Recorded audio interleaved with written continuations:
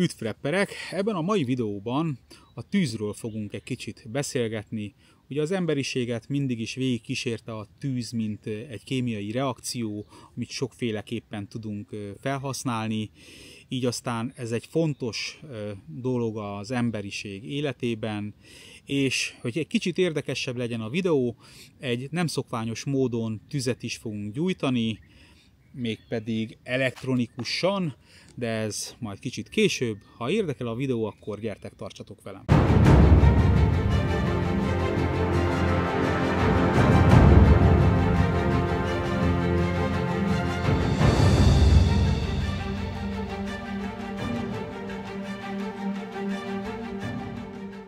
Nos, az egyszerűség kedvéért beszéljünk a fáról, a növényekben felhalmozott energiáról, amit ugye a fotoszintézis során a fa testébe, anyagába építve a különböző cellulóz sejtekben tárolódik úgymond a fényenergia, ami később ugye újra felszabadítható egy vegyi reakció folyamán, ami maga a tűz.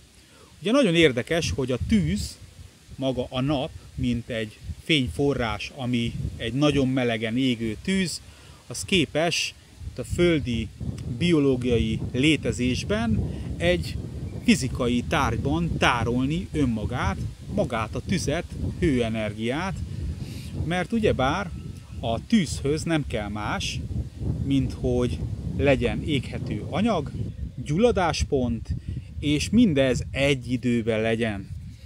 Na most, amikor mi tüzet gyújtunk, akkor ugye van egy hőforrás, amit létrehozunk, és ezzel a hőforrással meggyújtunk egy éghető anyagot. Ami legyen fa, papír, vagy bármi, amiben ugye tárolva van az égéshez szükséges cellulóz, vagy más egyéb anyag. Ugye ilyen anyag lehet akár olajformájú is, vagy éppenséggel alkohol, tehát sokféle éghető anyag van, de az egyszerűség kedvéért most csak a fáról beszéljünk. Most a fa a növekedés közben, miközben fotoszintetizál, közben folyamatosan széndioxidot köt meg, és ugye, mint melléktermék, oxigént állít elő a fa. Ezért nagyon fontosak a növények a természetben, és ezért fontos úgymond a földi egyensúly véget a növényeket viszonylag őrizni. Én nem vagyok fanatikus természetvédő, mert én úgy gondolom, hogy ha elégetünk egy fát, akkor tulajdonképpen nem lesz egyensúlytalanság, hiszen az, amit megköt széndioxidot, ugyanazt bocsátjuk vissza a természetben.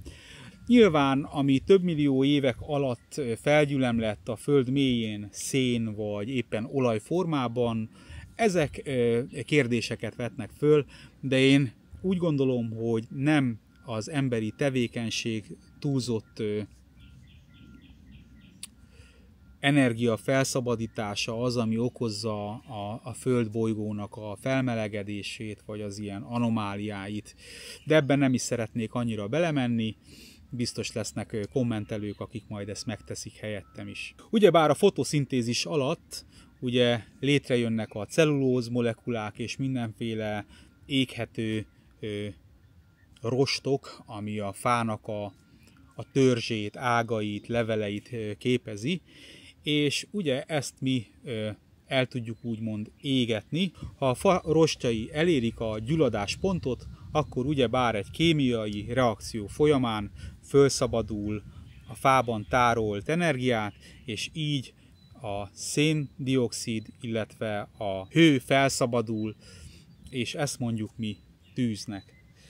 Most én nem egy szokványos módját választottam a tűzgyújtásnak, mégpedig prepperség lévén. Tegyük föl, hogy nincsen más lehetőséged, csak egy lámpából kivett akkumulátorcella, és még némi egy-két drót, amit valahonnan kiszereltél, vagy éppenséggel egy alumínium darab, egy rágópapír. Tehát most ennek segítségével szeretném megmutatni, hogy hogyan lehetne esetlegesen egy tüzet gyújtani. Ugye Igazából az akkumulátorcella ugye energiát tárol, szintén vegyi tárolásról van szó. Ugye itt is tulajdonképpen a benne lévő vegyi anyagok, amik tárolják az energiát. Ezáltal az energiát igazából könnyedén hőenergiává tudjuk változtatni, hogyha a két pólust ugye rövidre zárjuk. Na de ez nem ilyen egyszerű, ugyanis ha itt rövidre zárnám, mind a két oldalt az ujjam könnyen meg lehet, hogy odasülne, úgyhogy ezt óvatosan kell, illetve nagyon nem mindegy, hogy milyen akkumulátort használunk. Ez jelenleg egy 40 ampert is elbíró akkumulátorcella. Ugye ez itt van föltüntetve, ő egy litokala akkumulátorcella, és 40 ampert képes elviselni. Célszerű, nyilván egy végszükség esetén nem tudsz válogatni, tehát akkor az van, ami nálad van, meg kell próbálni azzal, de azért ésszel próbálgassuk ezt a dolgot is, ugyanis hát nagyon nem mindegy, hogy a képedbe robban egy ilyen akkumulátorcella, az bizonyára nem kellemes. Na most, hogyha ebből mi valamilyen hőt fel szeretnénk szabadítani ebből az akkumulátorcellából, akkor kell keresnünk egy olyan anyagot, ami vezeti az áramot. Ez lehet akár egy részdrót, vagy lehet egy rágópapír, és ami fontos, hogy nekünk nem az a célunk, hogy ez az egész papírszallag izzon, hanem csak egy koncentrált helyen, tehát el kell vékonyítani középen ezt az alumínium fóliát, hogy ott kisebb legyen úgymond a fóliának az ellenállása, és a kisebb ellenállású rész az hamarabb föl fog izzani. Ezt nagyon egyszerűen csak így elvékonyítjuk, és így fogjuk hozzárakni az akkumulátorcellának a pozitív, illetve a negatív oldalához. De természetesen, mielőtt meggyújtanánk valamit, ahhoz gyújtóst is kell produkálnunk. Ehhez most nem fogok itt az asztalon mindenféle apró kis gyújtóst ide eszkábálni. Nagyon egyszerűen igazából csak arra gondoltam, hogy demonstrálni fogom, hogy hogyan tudok meggyújtani valamit egy akkumulátorcella segítségével. Ehhez most egy egyszerű, ez talán a francia, amit egyébként ennél az asztalnál bontottam föl, a francia idegenlégiós kajapakkot, valahova ide be is fogom rakni azt a videót, és bár ez nem az a papírzsebkendő, mert nagyon jó illata van, mert illóolajok mellett tároltam a papírzsepit. Kicsit fúj a szél, úgyhogy jó volna, hogyha nem vinné el.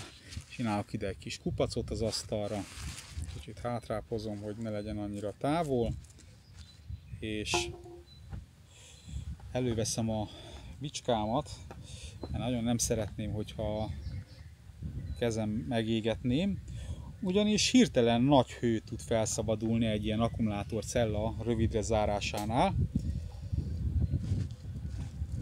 Na most ugye elkészítettünk magát a kis, hát mint egy páka, mi kis pákánkat. Ide berakunk ide a zsepibe, és két oldalt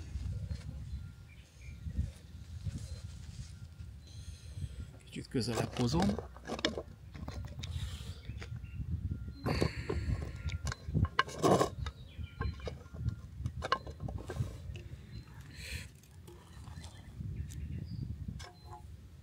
Két oldalt hozzá fogjuk érinteni.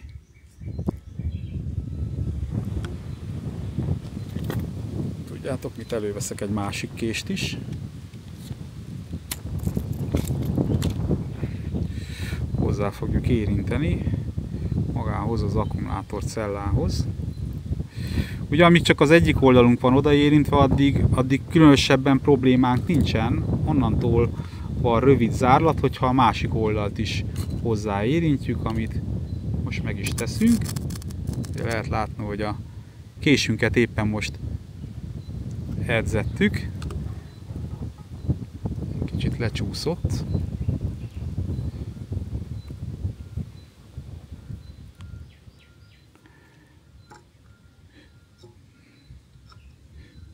Így. Maga, ha a kést fogjuk és a kést tartsuk, akkor különösebben nagy hő nem szabadul fel. De ugye ilyenkor már ívhegesztés indul be, és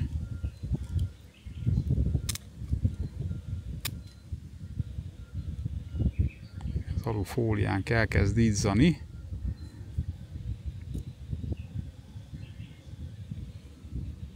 Elszakadt.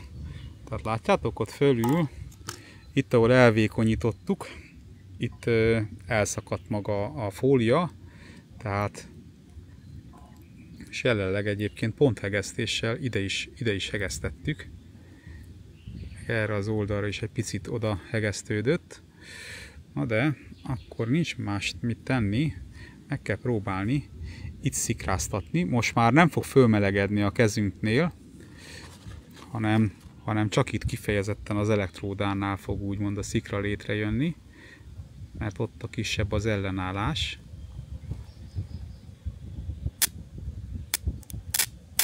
Lehet látni, hogy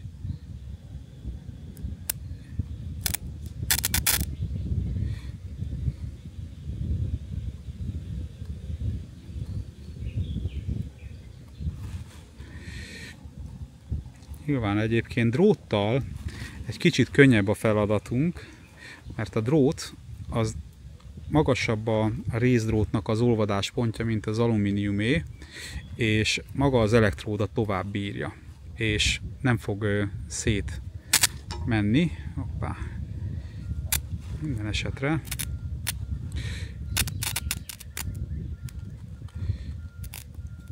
aha, látjátok már ott már kicsit meg is indul, csak annyira fúj a szél, hogy ezt viszonylag árnyékolva kell csinálni, de ott lehet látni, hogy kicsit kiukadt már a papír zsebkendőnk.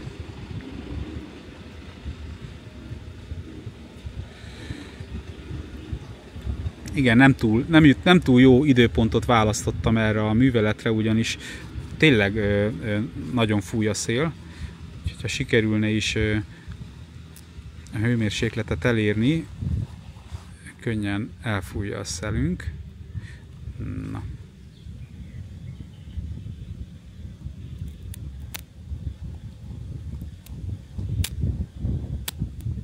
Au. Na srácok, ez már meleg volt, úgyhogy nem játék ez a dolog, de hát látjátok, itt is egy ilyen kis szív alakú lyukat produkáltunk. Na, nézzünk egy másik technikát, amit inkább ajánlok. Ez nem szponzorált tartalom, ez egy... Én is nem olyan régóta találkoztam magával, ezzel a technológiával, ugyanis nem dohányzom, a dohányosok nyilván már hamarabb találkoztak. Ez nem más, mint egy plazma gyújtó, igazából ő is elektromos áramot állít elő, és ami miatt megvettem, az egyrészt az, hogy legyen egy ilyen alternatívája is a tűzgyújtásnak, ként kapott egy egész komoly fényerővel rendelkező kis lámpácskát is. Tehát ő egy ilyen lámpa, természetesen vízállónak mondják, még nem próbáltam ki, de egy ilyen kis retesszel ellátva van egy ilyen kis fém nyitó rész, és akkor szépen kinyílik nekünk itt a szigetelt kapszulánk, vagy valami ilyesmi. És itt van nekünk 4 darab elektródánk tetején, és ha megnyomjuk a gombot, hát nem látszik, én egyébként szabad szemmel látom, de aztán lehet, hogy majd a kamera is visszaadja, de ott szépen ott az ív. És hát van egy kontrolllámpánk, hogy ő éppenséggel különben hallani. Lehet, hogy a mikrofon is, hogyha nem fújja szét a mikrofont a szél, akkor lehet hallani is, de lehet látni, hogy már mindjárt be is gyulladt a mi kis papír zsebkendőnk.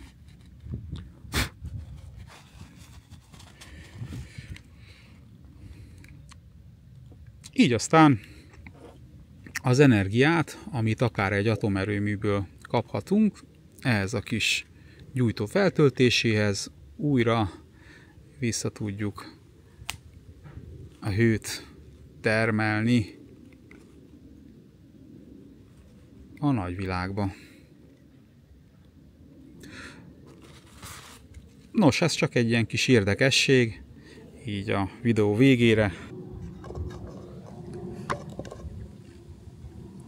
Most arra kérnék mindenkit itt a videó végén, hogy tényleg csak felelősségteljesen játszadozzatok akkumulátorral, egyébként 9 voltos akkumulátorral is lehet, vagy 9 voltos elemmel, és egy golyóstólból kiszedett rugóval is izzításig lehet izzítani a rugót, ezáltal könnyen be lehet gyújtani mindenfélét, de hogyha olyan helyzetbe kerülsz, hogy mindenképpen kell tüzet gyújtani, és van nálad egy összetört telefon, amiben igazából telefonként már vészeseti hívást nem tudsz indítani telefonként, de annak még az akkumulátorját föl tudod használni esetlegesen egy tűzgyújtásra, hiszen ott is, hogyha pozitív-negatív oldalát összeérinted, akkor szikra fog keletkezni mindaddig, amíg vegyileg töltött állapotban van az akkumulátor.